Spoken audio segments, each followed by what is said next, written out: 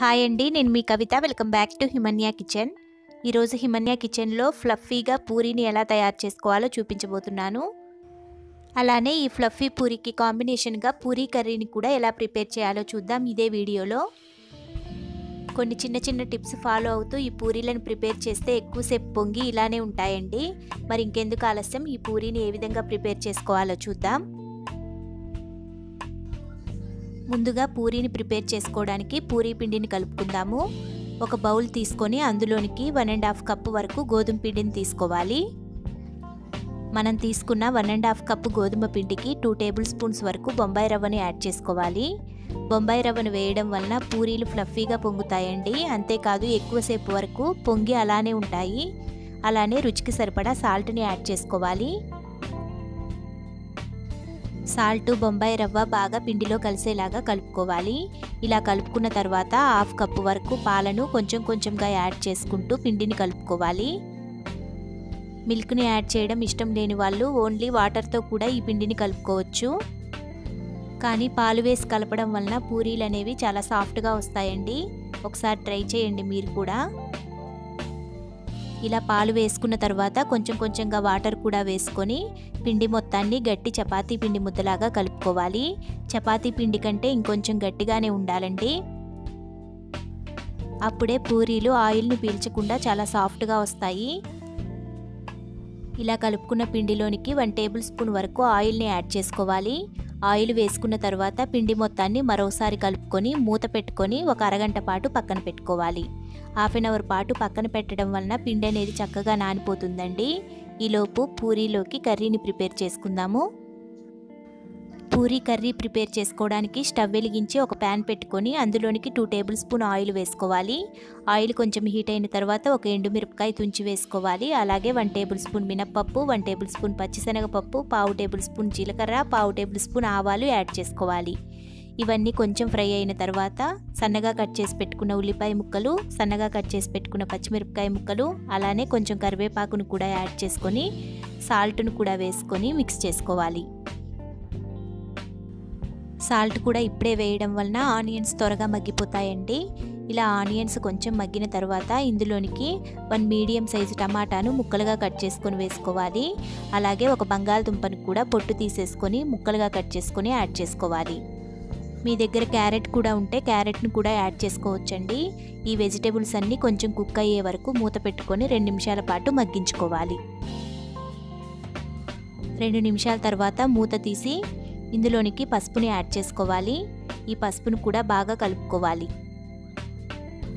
ఇలా ఫ్రై అయిపోయిన వెజిటేబుల్స్లోనికి 1 గ్లాస్ వరకు వాటర్ని యాడ్ చేసుకోవాలి.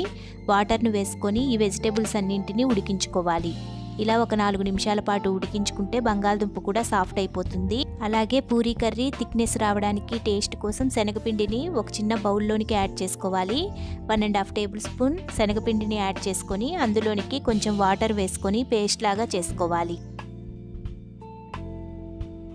ఇలా ఈ శనగపిండి మొత్తం వాటర్లో బాగా కలిసిపోయేలాగా మిక్స్ చేసుకొని పక్కన పెట్టుకోవాలి.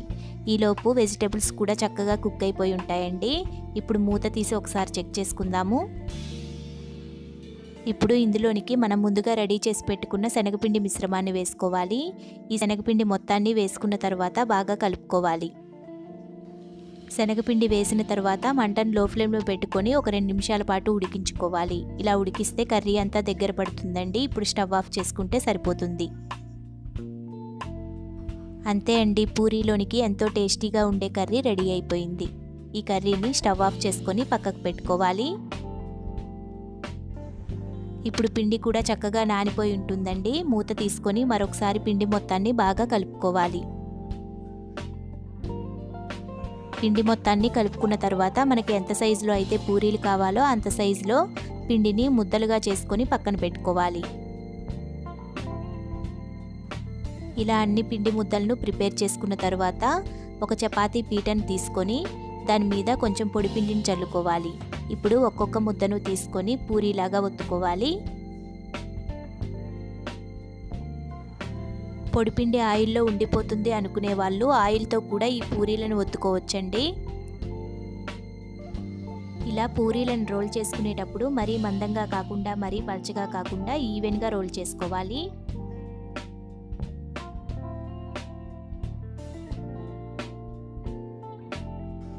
మనం రోల్ చేసుకున్న పూరీలు ఈ మందంలో ఉండేటట్టుగా ప్రిపేర్ చేసుకోవాలండి. అలానే మిగిలిన పిండినంతటిని పూరీలాగా ఒత్తుకొని పెట్టుకోవాలి. స్టవ్ వెలిగించి ప్యాన్ పెట్టుకొని డీప్ ఫ్రైకి తగినంత ఆయిల్ వేసుకోవాలి. ఆయిల్ బాగా హీట్ అయిన తర్వాత మాత్రమే ఈ పూరీలను వేసుకోవాలి, లేకపోతే పూరీలు చక్కగా పొంగవండి. ఆయిల్ ఎంత వేడిగా ఉంటే అంత చక్కగా పొంగుతాయి పూరీలు. ఇలా ఒకవైపు పూరీ పొంగిన తర్వాత మరోవైపుకు తిప్పుకోవాలి. చూడండి పూరీ అనేది ఎంత చక్కగా పొంగిందో. ఇలాగ పూరీ చక్కగా ఫ్రై అయిన తర్వాత తీసి ఒక ప్లేట్లోనికి పెట్టుకోవాలి. అలానే మరో పూరీని కూడా ప్రిపేర్ చేసుకుందామండి.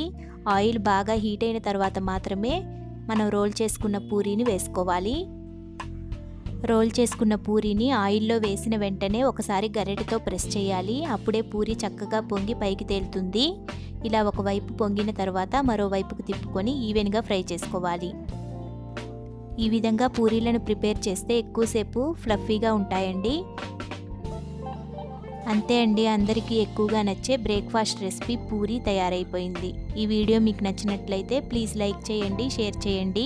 మీరు కూడా ఒకసారి పూరీలను ఈ విధంగా ప్రిపేర్ చేసుకొని మీకు ఎలా వచ్చాయనేది కామెంట్ చేయండి. ఇలాంటి మరిన్ని రెసిపీస్ కోసం హిమన్య కిచెన్ని సబ్స్క్రైబ్ చేసుకొని పక్కనే ఉన్న గంట సింబల్ను ప్రెస్ చేసి ఆల్ ప్రెస్ చేయండి. నేను ఏదైనా కొత్త వీడియో చేస్తే దాని నోటిఫికేషన్స్ మీ వరకు వస్తాయి. Thank you for watching.